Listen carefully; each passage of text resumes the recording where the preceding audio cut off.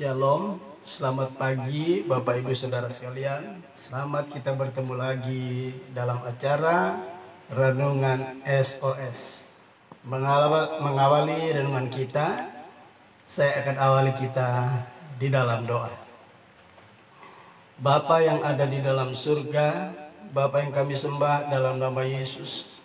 Pagi yang indah ini Tuhan, kami datang kepadamu. Kami mengucap syukur buat anugerah-Mu yang kami boleh alami, di mana sepanjang malam Engkau sudah jaga dan pelihara kami dengan tidak kurang suatu apa. Engkau sudah bangunkan kami pada pagi yang indah ini dengan roh, jiwa, dan tubuh yang diberkati daripada-Mu. Terima kasih Bapa. Mengawali seluruh aktivitas kami mau mendengarkan kebenaran firman-Mu. Untuk itu Tuhan, kami menyerahkan seluruh keberadaan hidup ini ke dalam tangan-Mu. Biar kiranya firman-Mu yang akan kami dengar akan memberkati kami sekalian. Terima kasih Bapa. Di dalam nama Yesus Tuhan dan Allah kami sudah berdoa dan mengucap syukur kepada-Mu. Haleluya. Amin. Puji Tuhan. Selamat pagi Bapak Ibu Saudara sekalian. Hari ini topik kita beralih kepada topik yang baru ya. Kalau kemarin kita sudah melihat perenungan ya yang berjudul bertumbuh di dalam pengenalan akan Tuhan, dan ada 7 hal yang sudah kita pelajari dari renungan minggu kemarin. Pada minggu ini, khususnya hari yang pertama ini, kita akan memulai dengan topik yang baru, yaitu yang terdapat di dalam Wahyu pasal yang ke-5 ayat yang ke-6. Demikian bunyi firman Tuhan. Maka aku melihat di tengah-tengah tahta dan keempat makhluk itu, dan di tengah-tengah tua-tua itu berdiri seekor anak domba seperti telah disembelih, bertanduk 7 dan bermata 7. Itulah ke-7 roh Allah yang diutus ke seluruh bumi. Puji Tuhan. Berdasarkan ayat ini, nas pokok kita Wahyu 5 ayat yang ke-6, saya akan memberikan judul dari perenungan kita di sepanjang minggu ini adalah untuk mencapai kesempurnaan, gereja harus dilengkapi dengan ke-7 roh Allah. Ya. Untuk mencapai kesempurnaan, ya, gereja akan sedang menuju kepada kesempurnaan. Dan kesempurnaan itu akan terjadi pada hari kedatangan Tuhan yang kedua kali ya. Nah, menunggu kedatangan Tuhan yang kedua kali untuk mencapai kepada kesempurnaan, gereja harus dilengkapi dengan ke-7 roh Allah. Puji Tuhan. Nah, saudaraku yang kekasih, di dalam nas pokok kita juga kita memperhatikan ya, ada hal-hal yang harus kita perhatikan ya. Ada 5 hal yang terdapat di dalam nas pokok kita. Yang pertama ya, di sana dikatakan anak domba itu ada berdiri di tengah-tengah ya. Di dalam kerajaan sorga menunjukkan tentang posisi anak domba itu berada di tengah-tengah ya. Jadi kita akan melihat dari kitab Wahyu ini, bagian yang pertama atau subtemanya adalah anak domba itu berdiri di tengah-tengah ya. Posisi anak domba di dalam kerajaan sorga, dia berada di tengah-tengah. Saudaraku, yang kedua ya, anak domba itu seperti telah disembelih ya. Itu bagian yang kedua atau subtema yang kedua ya. Yang ketiga adalah anak domba itu bertanduk 7 ya. Kemudian dikatakan pada bagian yang keempat, anak domba itu bermata 7. Jadi bertanduk 7, bermata 7. Yang kelima adalah itulah ke-7 roh Allah ya. Nah, saudaraku, jika kita membaca kitab Wahyu, kita harus hati-hati. Kenapa saya katakan harus hati-hati? Sebab di dalam kitab Wahyu banyak memakai simbol-simbol ya, lambang-lambang ya, kiasan-kiasan. Itu sebabnya orang percaya harus berhati-hati jika ingin mempelajari kitab Wahyu. Sebab ada seringkali maknanya ada secara harfiah, ada secara kiasan, ya. Ada menuju kepada lambang-lambang, dan itu punya makna-makna semua, ya. Nah, pagi yang indah ini kita akan membahas subtema yang pertama, ya, adalah posisi anak domba itu berada di tengah-tengah, ya. Di dalam kerajaan surga posisi anak domba itu dinyatakan berada di tengah-tengah, ya. Dalam bagian pertama ini ada dua hal yang harus kita perhatikan, yaitu pertama tentang anak domba itu, ya. Siapa anak domba itu, ya? Mari kita akan lihat dulu, ya, satu demi satu. Ya, ini merupakan simbol atau lambang. Kita akan lihat di dalam Yohanes 1 ayat yang ke-29. Siapa anak domba itu? Ya, ini kita perlu berhati-hati dan kita perlu memperhatikan dengan saksama supaya kita tidak salah dalam menerangkan lambang-lambang yang ada, ya. Yohanes 1 ayat yang ke-29, demikian bunyi firman Tuhan. Pada keesokan harinya Yohanes melihat Yesus datang kepadanya dan ia berkata, ya. Dan ia berkata, "Lihatlah anak domba Allah yang menghapus dosa dunia." Saudaraku, pada waktu Yesus sedang dipersiapkan oleh Tuhan untuk melaksanakan tugasnya di tanah Israel, ya, pada 3,5 tahun dia di masa yang lalu, Tuhan mengutus terlebih dahulu adalah Yohanes Pembaptis. Tugas Yohanes Pembaptis ialah mempersiapkan jalan bagi Tuhan dan mempersiapkan suatu umat yang akan menyongsong Tuhan, ya. Nah, pada waktu Yesus datang, ya, kira-kira Yesus sudah berumur 30 tahun, datanglah Yesus ke tepi sungai Yordan, tujuannya untuk datang kepada Yohanes Pembaptis untuk dibaptis, ya.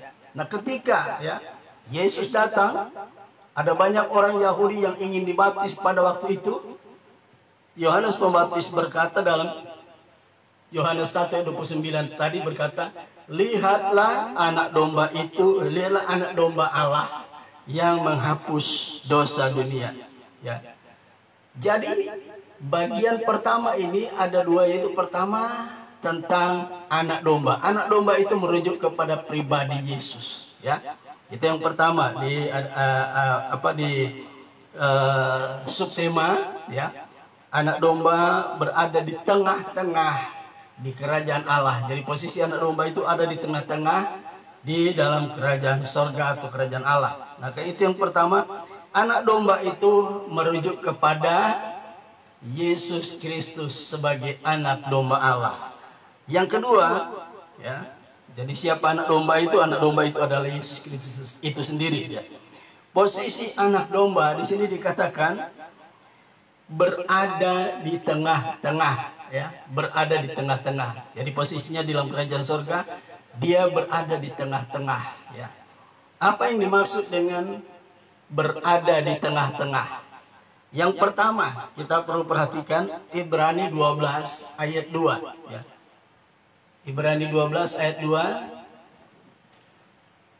Kita lihat apa makna dari kata berdiri di tengah-tengah, ya.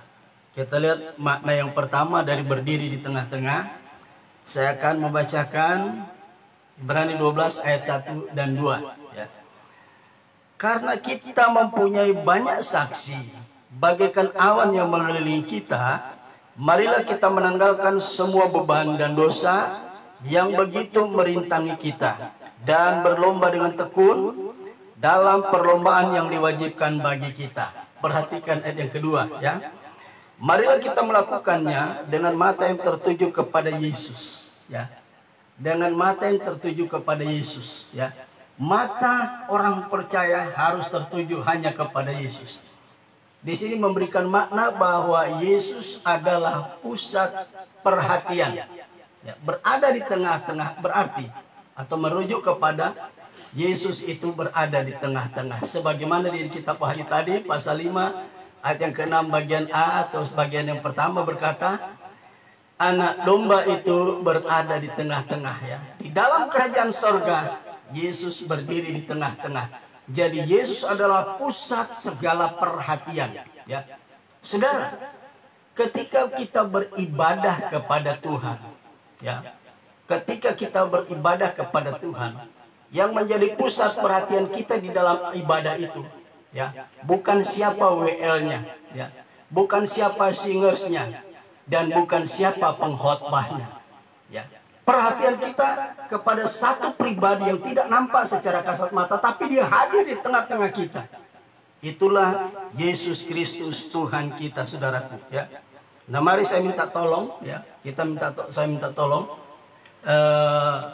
Atau saya bacakan, saya sebutkan saja, walaupun saudara tidak perlu buka Alkitab. Di dalam Matius pasal yang kedua. Matius pasal 18 ayat 20, di situ Yesus berkata, ya. Matius 18 ayat yang ke-20, kita lihat, ya.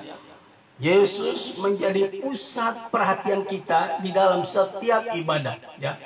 Baik ibadah raya, baik ibadah rayon, baik ibadah kolom, baik ibadah-ibadah persekutuan doa, ya. Perhatikan Matius 18 ayat 20 dikatakan, sebab di mana, ya, kata di mana ini berarti di mana-mana di seluruh permukaan bumi ini, ya. Sebab di mana ada 2 atau 3 orang berkumpul dalam namaku, aku ada di tengah-tengah mereka. Perhatikan garis bawahi kata di mana. Di mana ini bukan hanya menuju kepada satu lokasi di permukaan bumi ini, tapi di mana-mana di seluruh permukaan bumi. Di mana ada 2 atau 3 orang berkumpul dalam namaku, Yesus berkata dia ada. Ya, kenapa kenapa Yesus harus menjadi pusat perhatian kita? Sebab Yesus ada di tengah-tengah persekutuan kita, ya. Di dalam gereja, ya. Di ibadah raya, ibadah kolom, ibadah rayon, ibadah persekutuan doa. Yesus secara kasat mata tidak nampak, tetapi secara roh dia ada di tengah-tengah kita. Dialah yang menjadi pusat perhatian kita, saudara. Jangan yang lain. Bukan WL, bukan singers, bukan pendeta atau pengkhotbah yang nanti akan menyampaikan khotbah. Tetapi pusat perhatian kita hanya tertuju kepada Yesus, yang secara kasat mata tidak terlihat, tapi dia hadir. Ya. Di sini kita melihat Yesus ada di mana-mana di muka bumi, dimanapun itu lokasinya. Barang 2 atau 3 orang berkumpul dalam namanya. Di sini kita melihat bahwa ada salah satu sifat dasar Allah yang harus kita perhatikan. Kata di mana ada 2-3 orang di seluruh permukaan bumi itu menunjukkan bahwa Allah kita Allah yang dahsyat. Dia adalah Allah yang tanpa dibatasi, tidak bisa dibatasi oleh ruang dan waktu. Salah satu sifat dasar Allah adalah dia itu Yahweh Syamah. Dia itu Allah yang maha hadir, ada di tengah-tengah ibadah, setiap ibadah kita, atau setiap ibadah orang percaya dimanapun di seluruh dunia, ya, walaupun hanya 2-3 orang, dia ada di tengah-tengah kita di ibadah yang kita sedang lakukan. Ini perhatikan, saudara. Jadi Yesus yang harus menjadi fokus, Yesus yang menjadi pusat perhatian kita di dalam setiap ibadah kita, jangan yang lain. Jika saudara datang ke tempat ibadah dan fokusnya bukan kepada Yesus, pusat perhatiannya bukan kepada Yesus, kita sudah berdosa di hadapan Tuhan. Sebab kita tidak menghormati, tidak menghargai kehadirannya yang tidak nampak secara kasat mata, tapi dia ada di tengah-tengah kita. Itu yang pertama, ya. Yang kedua, arti kata di tengah-tengah, ya. Yang kedua, arti kata di tengah-tengah. Kita lihat di dalam Ulangan pasal yang ke-10 ayat yang ke-22, ya. Ulangan pasal yang ke-10 ayat yang ke-22. Kita perhatikan apa kata firman ini, ya. Jadi istilah yang pertama dari Yesus atau anak domba itu berada di tengah-tengah, menunjukkan tentang kehadirannya ada di sama-tengah kita setiap ibadah kita. Dan dia saja yang menjadi pusat ibadah orang percaya, pusat perhatian. Ya, fokus kita hanya kepada Yesus. Dia yang harus kita perhatikan. Di kitab Ibrani dikatakan, mari kita melakukan semua ibadah kita, berlomba dalam pertandingan yang iman. Artinya ketika setiap kali kita beribadah, memperhatikan, memusatkan perhatian kita hanya kepada Yesus. Jika pusat perhatian kita melenceng dari Yesus, akan mengalami bahaya. Markus 4 ayat 35 sampai 41 menceritakan pada waktu Yesus menempatkan diri kepada murid-muridnya, ya, dia mulai menunjukkan bahwa dia sudah bangkit di antara orang mati. Kemudian dia melayani lagi dengan mereka, dan apa yang terjadi? Sekali peristiwa dalam Markus 4 ayat 35 sampai 41 diceritakan, ya, Yesus akan menyeberang ke seberang laut, ya, ke seberang melalui laut. Apa yang terjadi, saudara?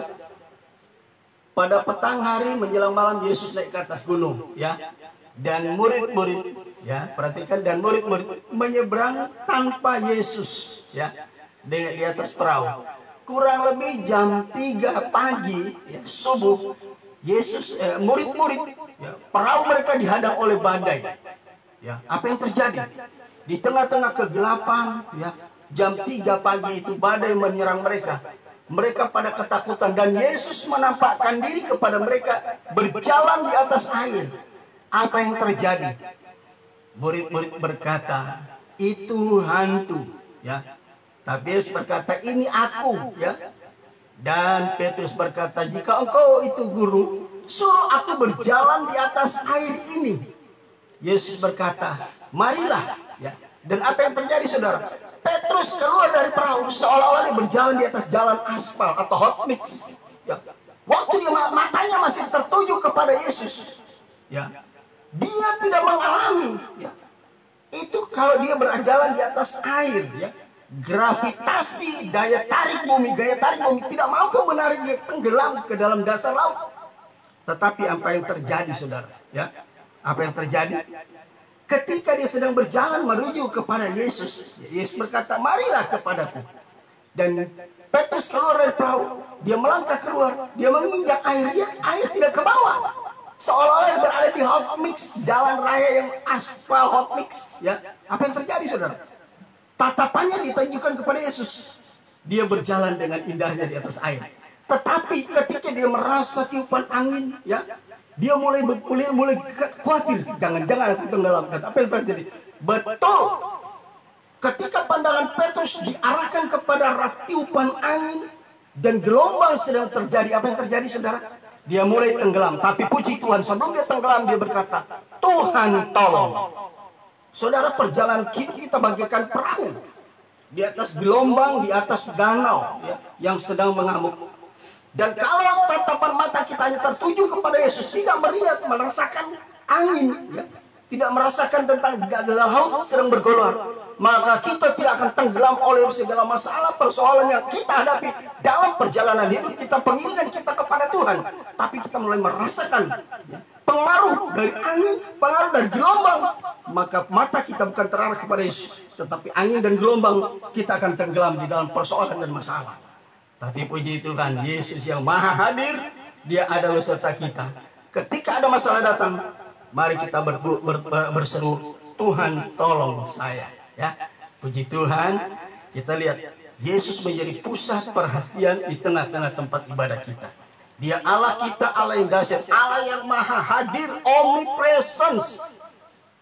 Kita mungkin tidak melihat dia, tapi dia ada bersama kita, saudara, ya. Yang kedua, ya, Ulangan pasal 10, ya. Apa kata lain dari Yesus berada di tengah-tengah kita? Ya, yang pertama, dia pusat perhatian kita. Yang kedua, apa makna di tengah-tengah? Yaitu Ulangan 10 ayat 21 berkata, dialah pokok puji-pujianmu dan dialah Allahmu yang telah melakukan di antaramu perbuatan-perbuatan yang besar dan dahsyat, yang telah kau lihat dengan matamu sendiri.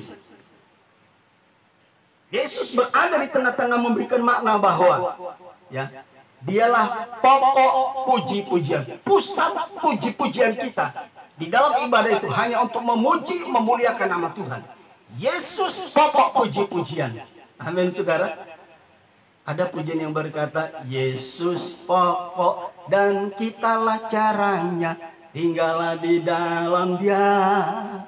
Yesus pokok dan kitalah caranya, tinggallah di dalam dia.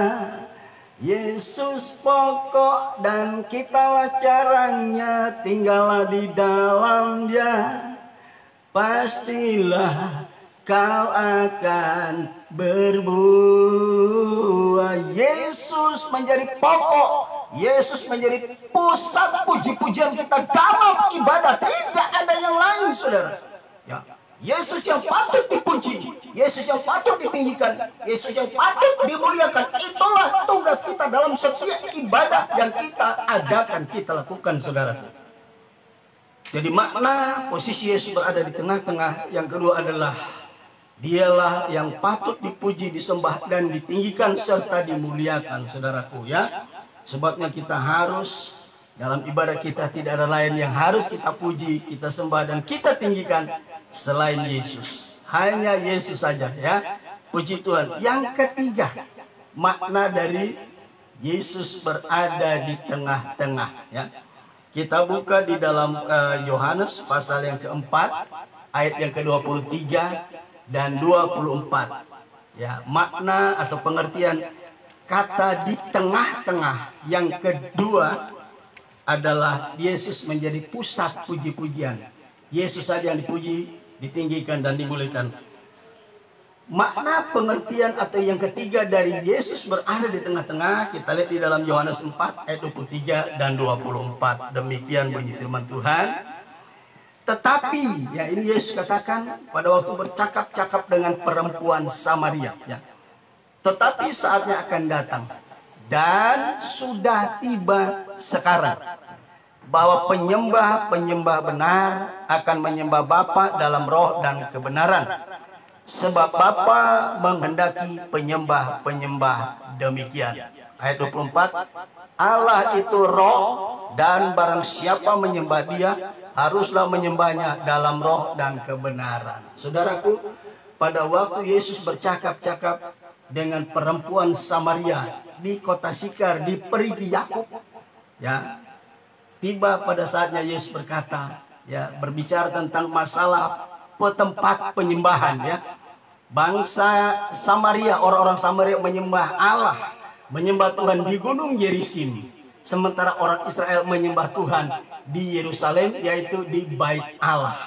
Tapi ayat 23 Yesus katakan kepada perempuan Samaria, akan datang saatnya, ya, tetapi saatnya akan datang, bahwa penyembah yang benar akan menyembah Bapa di dalam roh dan kebenaran. Sebab Bapa mencari, menghendaki penyembah yang demikian. Ayat 24, Yesus berkata, barang siapa menyembah Bapa, ia harus menyembah di dalam roh dan kebenaran. Saudaraku yang kekasih, ya, anak domba atau Yesus itu berada di tengah-tengah. Artinya apa? Di dalam setiap ibadah kita, ya, pusat penyembahan kita bukan ditujukan kepada siapa, kepada orang lain, kepada WL, Singus, atau hamba Tuhan, tetapi ditujukan, dipusatkan hanya untuk menyembah Tuhan, ya. Tuhan berkata, Yesus ada di tengah-tengah kita. Artinya apa? Pujian dan penyembahan kita hanya dipusatkan, difokuskan, diperuntukkan Yesus, anak domba Allah yang maha hadir, ada di tengah-tengah kita, saudara. Ini perlu kita perhatikan. Jadi mari di hari-hari ini, baik pusat perhatian kita, baik puji-pujian kita maupun penyembahan kita, hanya ditujukan kepada Yesus, tidak kepada yang lain.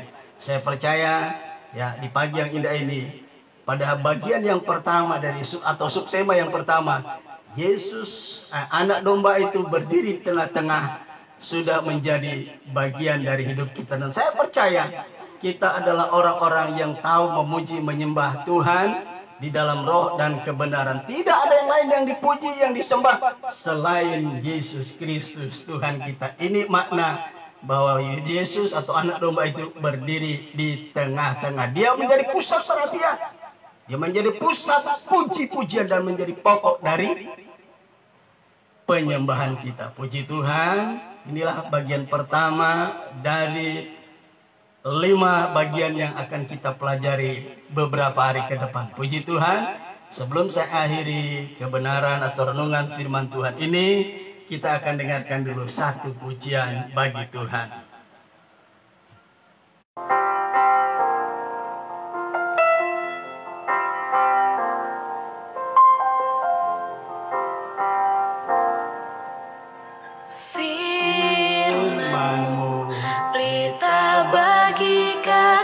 kakiku, terang bagi jalanku. Firman-Mu pelita bagi kakiku, terang bagi jalanku.